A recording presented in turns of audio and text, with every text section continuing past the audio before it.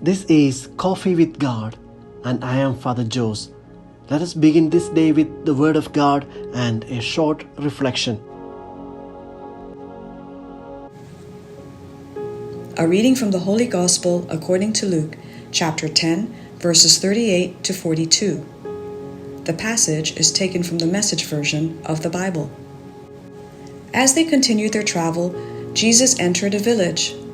A woman by the name of Martha welcomed him and made him feel quite at home.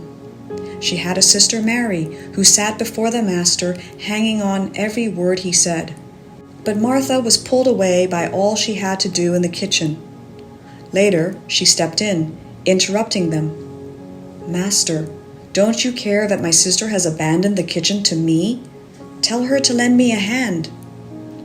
The Master said, "Martha, dear Martha, you're fussing far too much and getting yourself worked up over nothing. One thing only is essential, and Mary has chosen it. It's the main course and won't be taken away from her." The Gospel of the Lord.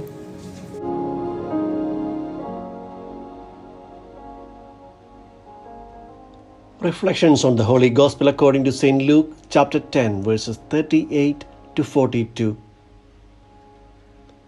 Today we celebrate the feast of St. Francis of Assisi.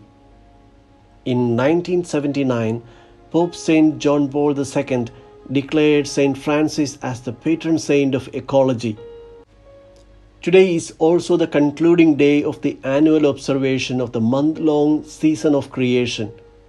The season of creation is an ecumenical celebration of prayer and action for caring for the nature where we live in. The season, and especially this day, calls on us to care for our neighbor and the nature surrounding us. In our parishes, we find many friends who come to Mass on Sundays, but are always busy.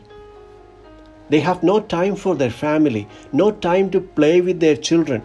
It happens to priests and religious too. Many of our projects keep us too busy, and we become worshippers of our busyness. Pope Francis raised the following questions while explaining this passage to a gathering of families, which we must ask ourselves today. Do you, husband, take time to listen to your wife? And you, woman, take time to listen to your husband? Do you, parents, do you take time to waste your time to listen to your children or to your grandparents, the elderly?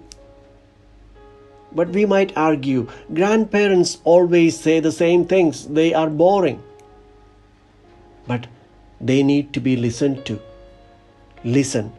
I ask that you learn to listen and devote more time to listening. The root of peace lies in the capacity to listen. A guest is not merely to be served, fed, looked after in every way. Most importantly, he ought to be listened to. If you have no time to listen to a guest who visits your home, it would be better to arrange a good hotel for his or her stay. Same is the case with the Lord. When He comes home, remember this word, listen. The Gospel stresses on the significance of being at the feet of the Master, to listen to Him, to listen to the Word of God before we get engrossed in our missionary commitments and activities. Martha was too absorbed and worried by the things to do. From the Gospel of John, we know that this was a family of 3 siblings, Martha, Mary, and Lazarus, and their house was in Bethany. Today's Gospel says that a woman called Martha welcomed Jesus to her house. But how about the disciples? Were they not welcomed by Martha? When the Gospel authors introduced the siblings' family, they only spoke of the brother and the sisters. There is no mention about parents, spouses, or children. The family in Bethany is a representation of the Christian community of brothers and sisters. In this family, all are brothers and sisters of the one Father. When the Word of God does not guide our apostolic commitment, communitarian choices, and pastoral projects, they lead us to anxiety, confusion, and nervousness, just like that of Martha.